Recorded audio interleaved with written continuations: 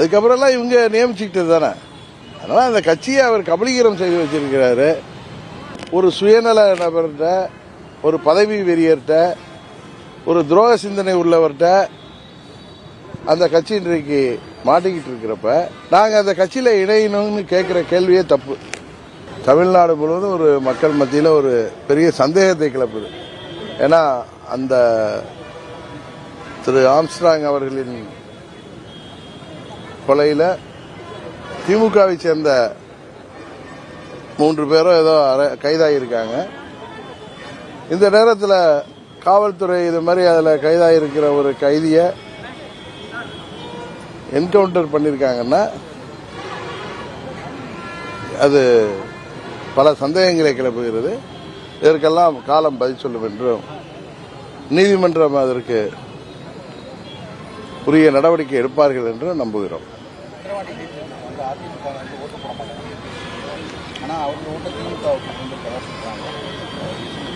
அவர் அதிமுகவுடைய பொதுச் செயலாளருங்கிற பதவியை புரட்சி தலைவர் மாதிரியோ அம்மா மாதிரியோ தொண்டர்களால் தேர்வு செய்யப்பட்டு வரல. அவர் சொல்வார், பொதுக்குழுவில் இருக்கிற நிர்வாகிகள்லாம், பொதுக்குழு உறுப்பினர்கள்லாம் தொண்டர்களால் தேர்வு செய்யப்பட்டவர்கள். அங்கே ஒன்றும் எந்த தேர்தல் நடத்தல, எல்லாம் நியமனம் தான். அது எடப்பாடி பழனிசாமி அம்மா அவர்கள் மறைவுக்கு பிறகு 2017 16 டிசம்பர் 31க்கு அப்புறம் கடைசியாக நடந்தது தான் 29 ஏதோ நடந்தது தான் அம்மா அவர்களால் அம்மா அவர்கள் காலத்தில் தேர்ந்தெடுக்கப்பட்ட நியமிக்கப்பட்ட பொதுக்குழு உறுப்பினர்களால் நடத்தப்பட்டது. அதுக்கப்புறம்லாம் இவங்க நியமிச்சுக்கிட்டது தானே. அதனால் அந்த கட்சியை அவர் கபலீகரம் செய்து வச்சிருக்கிறாரு. அங்கே பாவம் தொண்டர்கள் இரட்டை இலை இருக்கிறது அப்படிங்கிற ஒரே காரணத்துக்காக அங்கே வேறு வழியின்றி இருப்பவர்கள் அவரை பொதுச் செயலாளராக அவர் செயல்படுகிறார். அவர் சொல்லி யாரும் கேட்கல. அங்கே 82% வாக்குப்பதிவாயிருக்கு. அப்புறம் மீதி உள்ள 15% தான் அங்கே அதிமுக தொண்டர்களை ஓட்டு போடாதவங்க. அதெல்லாம் அப்படி இல்லை. நான் போன கூட்டத்துக்கு அன்றைக்கு 2 ஊர்களில் நான் போய் வாக்கு சேகரிக்க சென்றேன். 2 ஒன்றியங்களில். அங்கேயே அதிமுக நிர்வாகிகள்லாம் நான் வேன்லேருந்து கீழே இறங்குறப்ப என்னை பார்த்து நான் இந்த பொறுப்பில் இருக்கேன் அப்படியெல்லாம் சொல்லி எங்களுக்கு வாழ்த்து சொன்னாங்க. நாங்கள்லாம் பாமகவுக்கு தான் வாக்களிப்போம் அப்படின்னு சொன்னாங்க. இது என்னிடம் நேரடியாக சொன்னது.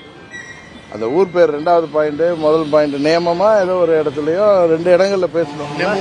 நெம்மூர், இன்னொன்று அதான். இந்த 2 பாயிண்ட்லையுமே நிறைய ஏடிஎம்கே நிர்வாகிகள், ஏன்னா தேர்தல் இல்லாதனால அவங்க அங்கே பாமக கூட்டத்திலே கலந்துக்கிட்டாங்க. இதுதான் உண்மை. ஒன்றிய பொறுப்பில் உள்ள நிர்வாகிகள் சிலர் நான் கீழே இறங்கினப்ப காருக்கு மாறுறப்ப இல்லை இறங்கி நம்ம நிர்வாகிகளோட சால்வை மாலையெல்லாம் வாங்கிட்டப்ப என்னிடம் அவங்க அறிமுகம் செய்துட்டாங்க. இது நான் ஏதோ மிகைப்படுத்தி சொல்லலை, இது நடந்தது. அவர்கள்ட்ட சொன்னது எங்கள் ஓட்டெல்லாம் பாமகவுக்கு தான் அப்படின்னு சொன்னாங்க. நாடாளுமன்ற தேர்தலுக்கு அப்புறம் அதிமுக ஒன்றிணைய வாய்ப்பு இருக்கா? அதிமுக ஒன்றிணைறது வேற, அம்மா மக்கள் முன்னேற்ற கழகங்கிற கட்சி பற்றி தான் நான் பேச முடியும்.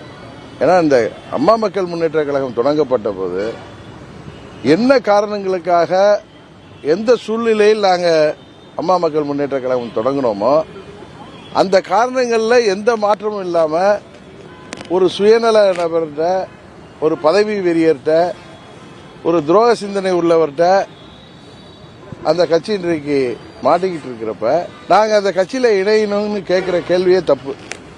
அதே நேரத்தில் நான் அன்றையிலேருந்து சொல்லி வர்றது, முதல் நாள்லேருந்து சொல்லி வர்றது, அம்மாவின் உண்மையான தொண்டர்கள் அனைவரும் ஒன்றிணைந்து அம்மாவின் கொள்கைகளை, லட்சியங்களை தொடர்ந்து தமிழ்நாட்டில் எடுத்து செல்லணும் அப்படிங்கிறது தான் எங்களுடைய நிலைப்பாடு. அதனால தான் அம்மாவுடைய திருவுருவப்படத்தை தாங்கிய கொடியை அம்மாவின் பெயரில் கட்சி ஆரம்பித்து அம்மாவின் கொள்கைகளையும் லட்சியங்களையும் நாங்கள் தொடர்ந்து கடைபிடித்து வருகிறோம். இன்றைக்கு எங்களால் தேர்தலில் வெற்றி பெற முடியாமல் போயிருக்கலாம், ஆனால் எங்கள் லட்சியம் பயணம் என்றைக்கும் தொடரும்.